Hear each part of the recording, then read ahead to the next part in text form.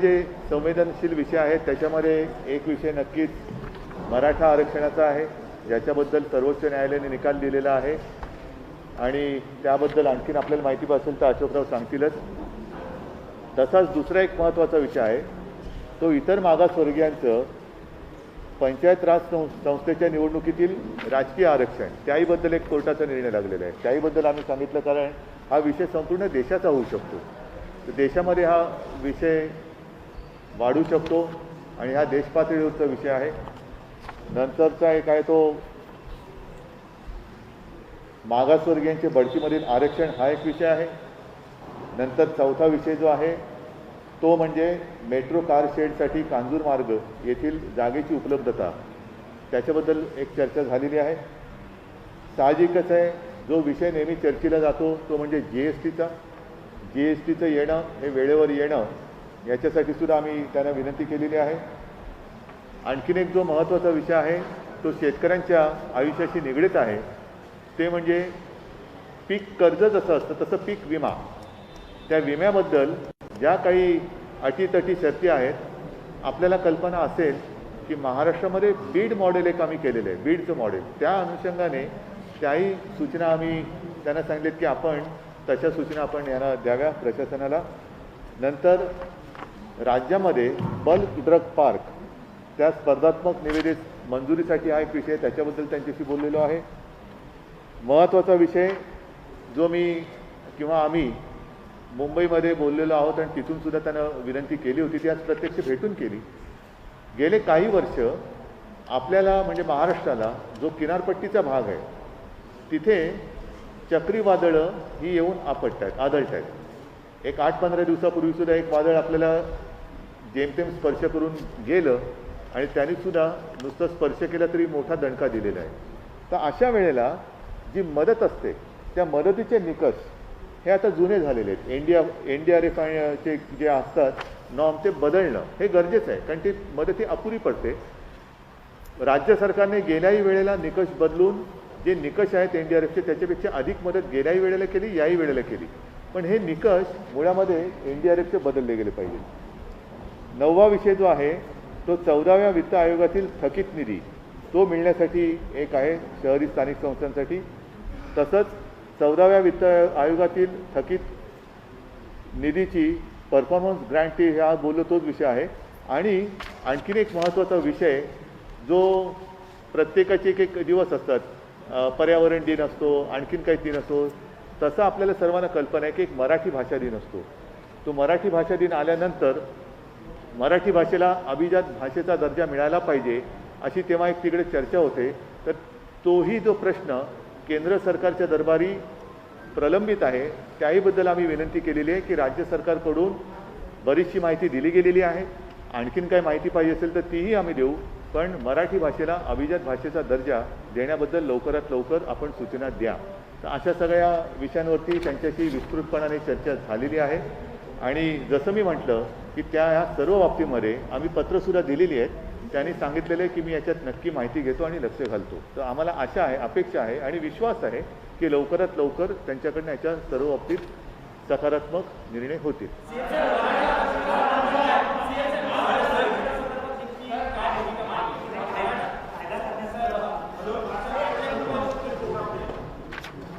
सन्मान्य मुख्यमंत्रीजी, सन्मान्य उपमुख्यमंत्रीजी, मुख्य सचिव, सन्मान्य खासदार, मीडियाचे, इलेक्ट्रॉनिक आणि प्रिंट मीडियाचे सर्व सन्मान्य प्रतिनिधी, मुख्यमंत्र्यांनी विषद केल्याप्रमाणे महाराष्ट्राच्या अनेक महत्त्वाच्या विषयावर या ठिकाणी मुख्यमंत्र्यांनी आम्ही सन्मान्य प्रधानमंत्र्यांची चर्चा केली.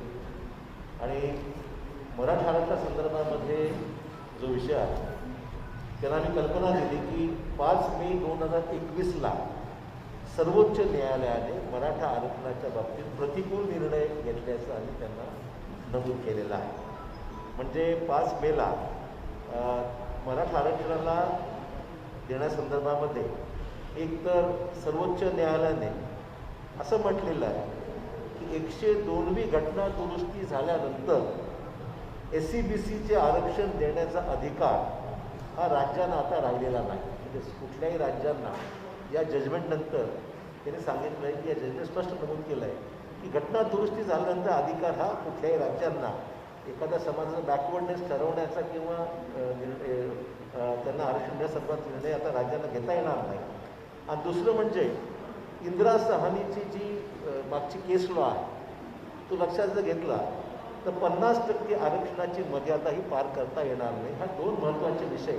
आता त्याची बॅकग्राऊंड आम्ही त्यांना विस्तृत सांगितलेली आहे, परंतु हे दोन विषय या जजमेंटमध्ये सुप्रीम कोर्टच्या प्रामुख्याने ते समोर आलेले आहेत. त्या पार्श्वभूमीवर आम्ही पंतप्रधानांना विनंती केली की तुम्ही जे रिव्ह्यू पिटिशन केंद्राने जे दाखल केलेलं आहे सुप्रीम कोर्टामध्ये, त्या जजमेंटमध्ये त्या रिव्ह्यू पिटिशनमध्ये केवळ राज्यांना अधिकार बहाल करण्यासंदर्भातला विषय हा तेवढा कामाचा नाही आहे. राज्यांना अधिकार असले पाहिजे, राज्यांना एखाद्या समाजाचं बॅकवर्ड ठरवण्या इतपत अधिकार असले पाहिजेत त्यात आमचं दुमत नाहीच आहे. परंतु फक्त हे अधिकार प्रदान करून उपयोग होणार नाही. जोपर्यंत 50% आरक्षणाची मर्यादा ही जोपर्यंत शिथिल करण्यात येत नाही, काढून टाकण्यात येत नाही, तोपर्यंत राज्याला अधिकार देऊनसुद्धा हा आरक्षणाचा मुद्दा मार्गी लागणार नाही. हा प्रामुख्याने आम्ही त्यांना सांगितलेला आहे. आणि म्हणून 50% आरक्षणाची मर्यादा ही शिथिल करावी अशा प्रकारचा युक्तिवाद हा सर्वोच्च न्यायालयामध्ये झाला पाहिजे, केंद्राकडूनही झाला पाहिजे. आम्हीसुद्धा समर्थन असं करतो, आमचंही म्हणणं की आम्हाला राज्याला अधिकार असला पाहिजे. परंतु त्यातला दुसरा महत्त्वाचा मुद्दा जो आम्ही नमूद केला की सुप्रीम कोर्टामध्ये हे रिव्ह्यू पिटिशन राज्य तर रिव्ह्यू दाखल करणारच आहे. म्हणजे दिलीप भोसले सर्वोच्च न्यायालयाचे न्यायमूर्ती माजी न्यायमूर्ती दिलीप भोसले यांच्या समितीचा जो अहवाल आलेला आहे त्या अहवालाच्या अनुषंगाने या जजमेंटच्या बाबतीमध्ये रिव्ह्यू पिटिशन दाखल करण्याची राज्य शासनाची भूमिका आहेच. परंतु हे करत असताना आम्हाला विनंती एवढीच करायची की आम्हाला अधिकार द्या. आम्ही हे निर्णय राज्याला घटना दुरुस्ती संदर्भातली किंवा जी काही झाल्यानंतर जो पेच निर्माण झालेला आहे त्या संदर्भातली पुढची पाऊलं ही केंद्राने उचलावी. परंतु हे करत असताना आम्हाला अधिकार देत असताना 50% मर्यादा शिथिल करण्यात यावी हा त्यातला महत्त्वाचा भाग आहे. आणि मग हा फक्त जो काही मर्यादा घातलेली 50%ची तो फक्त मराठा समाजाची मर्यादा नाही आहे. म्हणजे इव्हन 27% राजकीय आरक्षण जे ओबीसीच्या बाबतीमध्ये सुद्धा सेट असाईड झालेलं आहे. तिथे सुद्धा तोच मुद्दा आहे की 50%ची मर्यादा क्रॉस केल्यामुळे आरक्षणाची पॉलिटिकल आरक्षण देता येत हा तिथे मुद्दा आहे. आणि त्याला सांगितलं हा मुद्दा फक्त मराठा समाजापुरती नाही आहे, ओबीसीचा तोच मुद्दा आहे. आणि ओबीसीचा मुद्दा तर संपूर्ण देशामध्ये आता हा प्रश्न निर्माण झालेला आहे. त्यामुळे ओबीसीचा विषय असो, मराठा समाजाचा विषय असो, तुमचं रिव्ह्यू पिटिशन हे जोपर्यंत घटना दुरुस्ती होत नाही, म्हणजे ज्या पद्धतीने केंद्र सरकारकडे अधिकारात आलेले आपोआप या जजमेंटमुळे जे अधिकार आलेले आहेत, जोपर्यंत हे निर्णय जो सुप्रीम कोर्टाने दिलेला आहे तो सेट असाईड होत नाही तोपर्यंत सर्व अधिकार केंद्राकडेच आहे. आणि म्हणून आमची मागणी आहे की तुमच्याकडे आज अधिकार आले असताना तुम्ही हा निर्णय घ्या जेणेकरून मराठा समाजाला तुम्ही न्याय देऊ शकाल. त्यासाठी आवश्यक असलेली जी कायदेशीर जी काय प्रक्रिया आहे, मग ती घटना दुरुस्ती करायची असेल, EWSमध्ये आपण घटना दुरुस्ती केली किंवा मग घटना दुरुस्ती करायची बाब असो किंवा बाकी ज्या काही कायदेशीर मार्ग असतील त्या बाबतीमध्ये मराठा समाज असो किंवा ओबीसीच्या बाबतीमध्ये दोघांच्या बाबतीमध्ये तुम्ही सकारात्मक भूमिका घ्या. आणि त्यातून तुमच्याकडे आलेला अधिकार जो आज आहे सुप्रीम कोर्ट जजमेंटमुळे त्यात आपली मदत राज्याला व्हावी अशा प्रकारची आमची मागणी आहे. आम्हाला अधिकार मिळणं आम्हाला आनंद होईल, परंतु आम्हाला देत असताना मात्र इतर ज्या अटी आहेत त्यासुद्धा शिथिल झाल्या तर उपयोग होईल, वरनं उपयोग होणार नाही हा त्यातला महत्त्वाचा मुद्दा आहे. आणि तुमच्याकडे जो पण अधिकार आहे तोपर्यंत हा विषय जनमानसामध्ये प्रक्षोभ वाढत चाललेला आहे सगळ्या प्रश्नामुळे. आणि त्यामुळे हा प्रक्षोभ वाढू नये या दृष्टिकोनातून समाजाला न्याय दिला पाहिजे. मराठा आरक्षणाच्या बाबतीमध्ये महाविकास आघाडीने सकारात्मक भूमिका पावलं उचललेली आहेत. आम्ही सर्वांनी मिळून सभागृहामध्ये बिनशर्त पाठिंबा या मुद्द्याला आम्ही दिलेलाच आहे. या पार्श्वभूमीवर केंद्र सरकारने सकारात्मक भूमिका घ्यावी, हा प्रश्न मार्गी लावावा अशा प्रकारची विनंती आम्ही केंद्राला. जोपर्यंत त्यांच्याकडे अधिकार आहेत सुप्रीम कोर्ट निर्णयामुळे तोपर्यंत आपण हा निर्णय घ्यावा. ज्या दिवशी अधिकार आमच्याकडे आम्ही पुढची प्रक्रिया पार पाडू.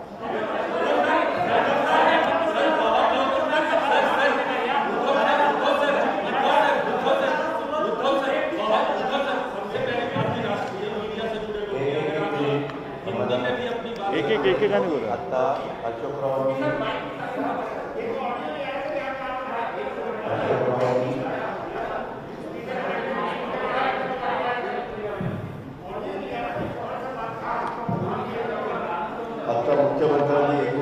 12 मुद्दे सांगितले ते आम्ही मुख्यमंत्र्यांच्या नेतृत्वाखाली प्राईम मिनिस्टर साहेबांना भेटलो. त्यामध्ये 12 मुद्द्यामध्ये आम्हाला 11ला वेळ दिली होती. जवळपास 12:30पर्यंत 1.5 तास त्या विषयाच्या संदर्भामध्ये चर्चा झाली. मराठा आरक्षणाच्या बद्दल आत्ताच थोडक्यामध्ये अशोकराव चव्हाण साहेबांनी सांगितलं. दुसरा मुद्दा होता तो ओबीसींना, इतर मागासवर्गीयांना पंचायत राज्य संस्थेतील निवडणुकीतलं राजकीय आरक्षण होतं ते काढून टाकलं गेलं, त्याला स्थगिती दिली स्थानिक स्वराज्य संस्थांमधल्या. त्याच्यामुळं ग्रामपंचायत, पंचायत समिती, जिल्हा परिषद, नगरपालिका, महानगरपालिका ह्याच्यामध्ये 56,000 जागांच्यावर ह्याचा परिणाम झालेला आहे. आम्ही पंतप्रधानांना सांगितलं की भारत सरकारने 2011मध्ये ACCC केलं आहे, त्याची माहिती राज्य सरकारला मिळाली तर त्या आरक्षणाचा अभ्यास करून अहवाल करता येईल. आणि ह्याच्यामध्ये निकालपत्रात SC, ST, OBC यांच्या एकत्रित आरक्षणाची मर्यादा 50% निश्चित केलेली आहे. त्यामुळे SC, ST बहुल जिल्ह्यामध्ये OBC प्रवर्गाला 27%पेक्षा कमी किंवा एखाद्या परिस्थितीत आरक्षणच मिळणार नाही. तर SC, ST, OBC यांच्या एकत्रित आरक्षणाची मर्यादित 50%ची तरतूद शिथिल करण्याच्या बद्दलची मागणी मुख्यमंत्री महोदयांनी आज तिथं केली. आणि SC, ST याचं आरक्षण घटनात्मक कॉन्स्टिट्यूशनल आहे तर OBCचं आरक्षण वैधानिक आहे. त्यामुळं आपणास विनंती आहे की SC, ST आणि OBC आरक्षण कॉन्स्टिट्यूशनल करण्यासाठी घटनेमध्ये दुरुस्त करावी आणि हा प्रश्न कायमस्वरूपी सोडवण्यासाठी 2021च्या जनगणनेमध्ये देखील OBCची जनगणना करावी. हा एक महत्त्वाचा मुद्दा त्याच्यामध्ये होता. मागासवर्गीय पदोन्नतीच्या आरक्षणाच्या बद्दल सुप्रीम कोर्टाने आणि मुंबई हायकोर्टाने त्याच्याबद्दल आत्ता तिथं मॅटर चालू आहे, त्यांनी काही निकाल दिलेले. त्याच्यामुळं हा प्रश्न फक्त महाराष्ट्राचा नाही तर इतर अनेक राज्यांचा आहे. यासाठी संपूर्ण देशासाठी एकसारखं सर्वकष धोरण अवलंबण्यात यावं. या संदर्भात प्रलंबित याचिका लवकरात लवकर निकाली निघण्यासाठी केंद्र शासनाने सर्वोच्च न्यायालयाला विनंती करावी. मेट्रो कार शेडच्या संदर्भात आत्ताच मुख्यमंत्री महोदयांनी सांगितलं, राज्यांना GST काउन्सिलमध्ये पण अनेकदा आम्ही हा मुद्दा उपस्थित केला. मुख्यमंत्री महोदयांनी पत्र व्यवहार पण केलेला आहे. तरी देखील महाराष्ट्राला 24,306 कोटी रुपये GST भरपाईपोटी मिळणे बाकी आहे. ते कोविडचं अभूतपूर्व संकट संपूर्ण देशावर आहे, सगळ्या राज्यांच्यावर आर्थिक दिलासा देण्याकरता हे पैसे जर लवकरात लवकर मिळाले तर त्याचा निश्चितपणे सर्व राज्यांना उपयोग होणार आहे. महाराष्ट्राची रक्कम 24,306 कोटी आहे. पीक विम्याच्याबद्दल सातत्याने बीड मॉडेल आपल्या राज्यामध्ये जे गेल्या वर्षी राबवलं गेलं ते खूप लोकप्रिय झालं आणि मुख्यमंत्र्यांनी, आमच्या कृषी मंत्र्यांनी सगळ्यांनी मागणी केलेली की बीड मॉडेल फक्त बीडपुरतं मर्यादित न ठेवता ते सगळ्या राज्यातल्या सर्व जिल्ह्यांना लागू करावं. आणि आत्ता फक्त केंद्र सरकारने ते बीडपुरतं लागू केलेलं आहे. तर तो प्रस्ताव आम्ही कृषी मंत्रालयामध्ये दिलेला आहे. तर त्याच्यामध्ये हे मॉडेल जर आपण केलं तर त्याचा खूप चांगल्या प्रकारचा परिणाम होणार आहे. शेतकरी पण समाधानी होणार आहे. बल्क ड्रग पार्क स्पर्धात्मक निविदेच्यासाठी आपण दिघी बंदराजवळ MIDCनं 250 एकर जागा निश्चित करून ठेवलेली आहे. ते बल्क ड्रग पार्क लवकरात लवकर महाराष्ट्रासाठी मंजूर करावं. 1,000 कोटी रुपयाचं अर्थसहाय्य देखील त्याकरता द्यावं. हा पार्क सुरू झाला तर औषध निर्मितीस मोठं प्रोत्साहन मिळणार आहे. आणि राज्य सरकारने हे बल्क ड्रग पार्कसाठी काही प्रोत्साहन देखील जाहीर केलेली आहेत. त्याच्यात केंद्राची पण सहकार्य जर राहिलं तर आणखीन ते चांगलं होईल. नैसर्गिक आपत्ती जे NDRF आणि SDRF ह्याचे निकष 2015 साली केले. त्याच्यानंतर महाराष्ट्रात नैसर्गिक चक्रीवादळ आलं, निसर्ग चक्रीवादळ आलं, दुसरं तोक्ते चक्रीवादळ आलं. त्यामध्ये मुख्यमंत्र्यांनी NDRF आणि SDRFच्या पेक्षा 3.5 पट जास्त शेतकऱ्यांना देण्याचा निर्णय घेतला आणि गव्हर्नमेंट ऑफ इंडियाचे नाव बाजूला ठेवून अधिकची रक्कम महाराष्ट्र सरकारने त्याच्यामध्ये घातली. तर मुख्यमंत्र्यांनी आज त्यांना सांगितलं की 2015चे नॉर्म्स आता आपण 2021मध्ये आहोत, तर ते आता तुम्ही बदला. ते बदलण्याची नितांत गरज आहे आणि केंद्राने याचा विचार करून त्याच्यामध्ये मार्ग काढावा. तसंच गेल्या 5 वर्षामध्ये महाराष्ट्रामध्ये 4 वेळेला चक्रीवादळं आली आणि चक्रीवादळं वारंवार येत असल्यामुळं सिंधुदुर्ग, रत्नागिरी, रायगड, ठाणे, पालघर, मुंबई हा जो काही समुद्रकिनारा आहे, ह्या समुद्रकिनाऱ्याला काही गोष्टी अशा केल्या पाहिजेत की ज्या परमनंट झाल्या पाहिजेत. मुख्यमंत्र्यांनी त्याच्याबद्दलची बैठक घेतली आणि त्याच्यात अंडरग्राऊंड केबल, विद्युत वाहिनी ते टाकायला सांगितल्यात. स्थलांतरित नागरिकांना निवारे उभारणे, पक्के निवारे उभारायचे, किनारा संरक्षण भिंत बांधणे, या पायाभूत सुविधा द्यायची गरज आहे. त्याला 5,000 कोटी रुपये लागतात. आमचं म्हणणं की प्रत्येक वेळेस NDRF, SDRFचे पैसे आणि काही राज्य सरकारचे पैसे हे कायमचं दुखणं दूर करण्याच्या करता गेले अनेक वर्षाचा अनुभव लक्षात घेऊन काय केलं पाहिजे त्याचा अतिशय चांगल्या प्रकारचा आराखडा आम्ही तयार केलेला आहे आणि तशा प्रकारच्या सूचना पण केंद्राकडनं आलेल्या होत्या. तर त्याला 5,000 कोटी रुपयाची मदत ही द्यावी. तसंच 14व्या वित्त आयोगातील थकीत निधी मिळण्याच्या करता जो शहरी भागाकरता असतो त्याच्यामध्ये 2018-19 आणि 19-20 परफॉर्मन्स ग्रँट कामगिरी अनुदान त्याला म्हणतात, त्याच्याबद्दलचं संपूर्ण महाराष्ट्राला 14व्या वित्त आयोगातील थकीत निधी शहरी स्थानिकच्या करताचा आहे. तो 1,444 कोटी 84 लाख रुपये अनुदान तातडीनं मंजूर करावं. आपण तशा वित्त मंत्रालयाला सूचना द्याव्या असं मुख्यमंत्री महोदयांनी, आणि हे केंद्र शासनाच्या गृहनिर्माण आणि शहरी व्यवहार मंत्रालयाकडे सगळ्या प्रस्ताव आमचे आलेले आहेत. युटिलायझेशन सर्टिफिकेट पण आम्ही भारत सरकारकडे पाठवलेला आहे. तो एक मुद्दा होता. त्याच्यानंतर 14व्या वित्त आयोगातील थकीत निधी मिळण्याबाबत हे पंचायत राजचं, मागाशी सांगितलं ते शहराचं, हे ग्रामीणचं, याच्याकरता केंद्रीय ग्रामविकास मंत्रालयाने महाराष्ट्रास 2016-17ला 294 कोटी 84 लाख त्यांची शिफारस केली. असं 17-18ची 333 कोटी 66 लाख, 2018-19 378 कोटी 91 लाख, 2019-20साठी 496 कोटी 15 लाख हे अद्याप वित्त विभागाकडे प्रलंबित आहे. आम्ही विनंती मुख्यमंत्र्यांनी महाराष्ट्राच्या वतीनं केली की 1,208 कोटी 72 लाख रुपये थकीत निधी तातडीनं मंजूर करावा आणि तशा प्रकारच्या सूचना प्राईम मिनिस्टर साहेबांनी वित्त विभागाला द्याव्या भारत सरकारच्या.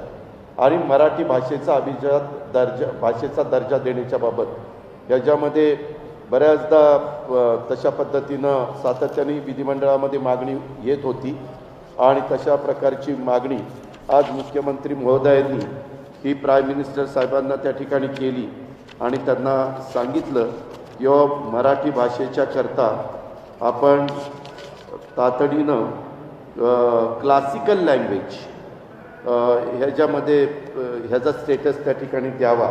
आणि तसंच 12वा विषय मुख्यमंत्र्यांनी त्यांना सांगितलं, राज्यपाल नियुक्त 12 जागा, रीतसर गव्हर्मेंट पूर्ण बहुमतात आहे. जो काही ठराव कॅबिनेटला करावा लागतो तो केला. आम्ही राज्यपाल महोदयांना भेटलो. आता एका व्यक्तीने PIL मुंबई हायकोर्टामध्ये दाखल केलेली आहे. आमच्या माहितीप्रमाणे त्याच्याकरता ॲफिडेव्हिट करून द्यायला सांगितलेलं आहे. तर या 12 जागा जवळपास आता 8 महिने झाले. तर त्याच्याबद्दलच्या सूचना प्राईम मिनिस्टरनी साहेबांनी गव्हर्नर साहेबांना कराव्यात की बाबा हे रीतसर त्यांचा प्रस्ताव आहे, बहुमत आहे त्या सरकारला आणि कॅबिनेटनी ठराव केलेला आहे. नियमावलीमध्ये जशा प्रकारचे व्यक्ती निवडताना गोष्टी असाव्या लागतात त्या सगळ्याचा अंतर्भाव त्याच्यामध्ये केलेला आहे. तर तोही मुद्दा आता ते 12 नामनियुक्त सदस्य विधान परिषदेचे करावेत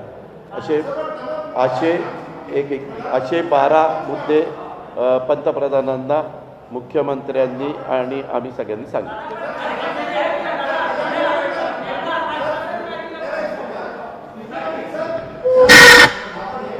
ह्याच्यामध्ये पंतप्रधानांनी मुख्यमंत्र्यांना आम्हाला मुख्यमंत्री बोलत होते, आम्ही तिथं होतो, त्यांना असं आश्वासन दिलं की हे सगळे मुद्दे मी तपासून घेतो आणि संबंधामध्ये जे काही त्याच्यामध्ये करण्याची गरज असेल ते करण्याच्याकरता मी निर्णय घेतो असं सांगितलं.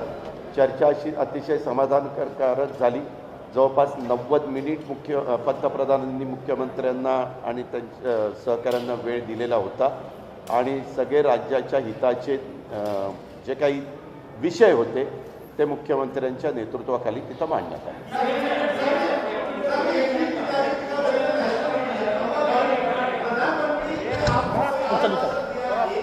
एक मिनिट मगाशी अशोकराव त्यावेळेला हे सगळं माझ्यासमोर होतं.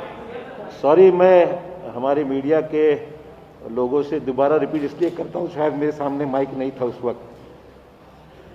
आज मराठा आरक्षणाच्या संदर्भामध्ये जे महत्त्वाचे मुद्दे आज पंतप्रधानांना सांगण्यात आले त्यामध्ये सर्वोच्च न्यायालयाने मराठा आरक्षणाच्या विरोधामध्ये निर्णय दिलेला आहे आणि म्हणून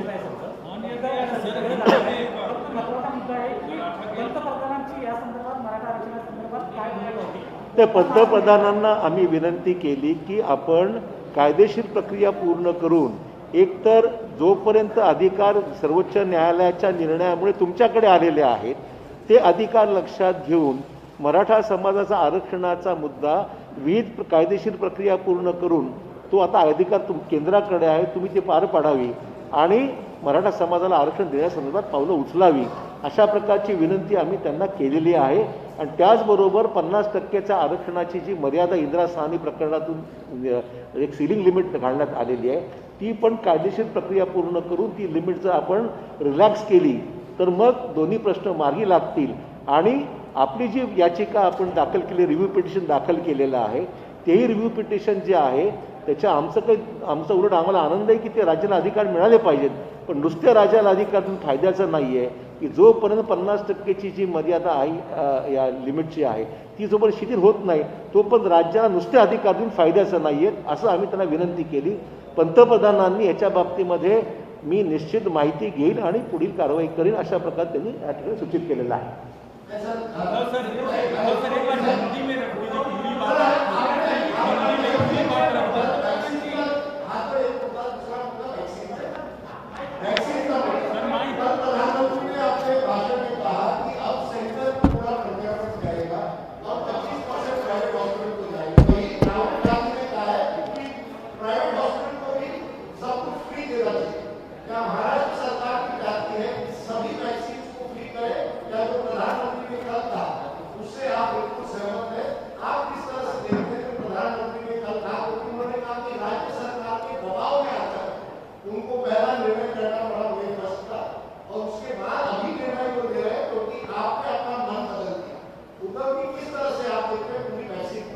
एक बात तो सच है कि जल्द से जल्द अपने देश के जितने सारे नागरिक हैं उनको वैक्सीनेशन तो किया जाना चाहिए. और बीच में जैसे आपने कहा 18 to 44 केंद्र सरकार ने ये जिम्मेदारी राज्यों के ऊपर सौंपी थी और हमने भी तैयारी की थी. मैंने तो कई बार कहा था कि उम्र के हिसाब से देखें तो 18 से लेकर 44 इस उम्र में महाराष्ट्र में लगभग 6 करोड़ की आबादी है और उसके लिए 12 करोड़ डोज लगने वाले हैं क्योंकि एक बार में 2 बार देना पड़ता है. तो उसके लिए हमने पूंजी भी तैयार रखी है और जब भी वैक्सीनेशन हमने शुरुआत भी की थी लेकिन उसका जो सप्लाई है वो ठीक नहीं रहा, बीच में खंडित होते रहा और कल प्रधानमंत्री जी ने सारी जिम्मेदारी फिर से एक बार केंद्र के ऊपर ली है तो स्वाभाविक है हम उनको धन्यवाद देना चाहते हैं और अपेक्षा करते हैं कि बीच में जो सारी रुकावटें आ रही थी वो रुकावटें अब दूर हो जाएगी और जल्द से जल्द सिर्फ महाराष्ट्र ही नहीं अपना पूरा हिंदुस्तान और उसके नागरिक हैं उनको पूरा टीकाकरण हो जाएगा.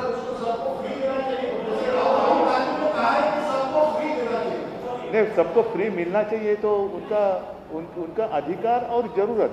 आज अगर कोविड से बाहर निकलना है तो तुरंत वैक्सीनेशन की ज़रूरत है. फ्री देना तो अच्छी बात है लेकिन अगर कुछ मान लो कि कुछ लोग लेना चाहते हैं तो ले सकते हैं, जैसे कि वो सब्सिडी की बात हुई थी बीच में.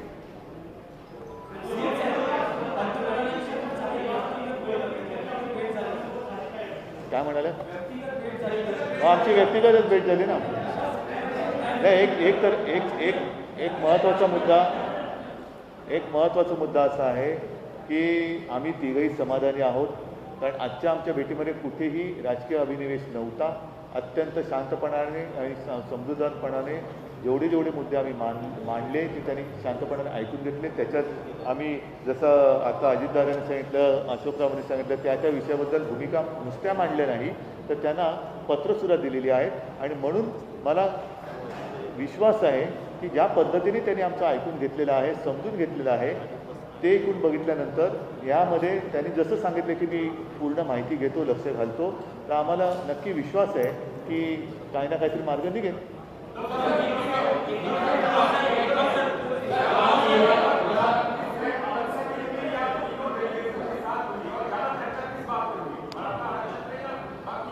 नहीं, सारे मुद्दों पर ज़्यादा और कम ऐसी कोई बात नहीं. विषय के अनुसार चर्चा हुई है, तो ऐसे नहीं कहा जा सकता कि इस विषय पर ज़्यादा बात हुई है, इस विषय पर छोटी बात हुई.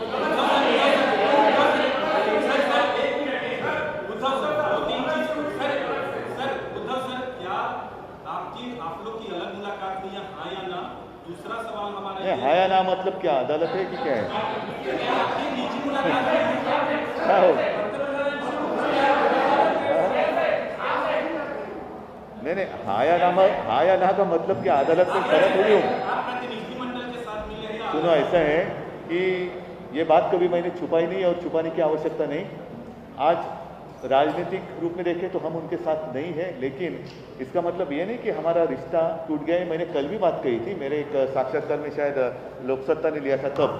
तो इसमें कोई गलत बात नहीं है कि मैं अगर मिलूँ, मैं कोई नवाज शरीफ से नहीं मिलने गया था. तो ऐसे अगर उनको कुछ मिले, मैं एक व्यक्तिगत रूप में मिलूँ, अगर मैं मिल भी लूँ, आज भी अभी मेरे साथी हैं, उनको कहूँगा कि मुझे दोबारा जाकर मिलना है, तो गलत बात क्या है उसमें?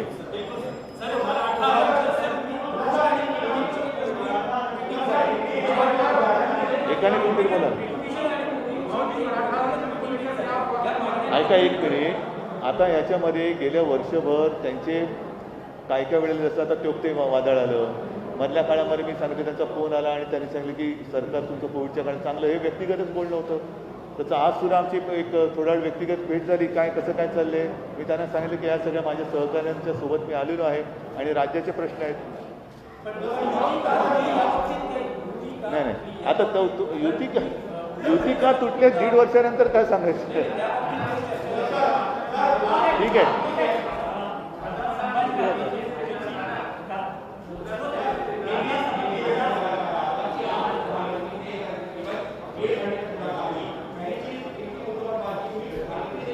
अरे भाई साहब, जैसे अभी सारी बातें बताई, मैं एक बार फिर से पढ़ता हूँ, शायद आपको चाहिए तो.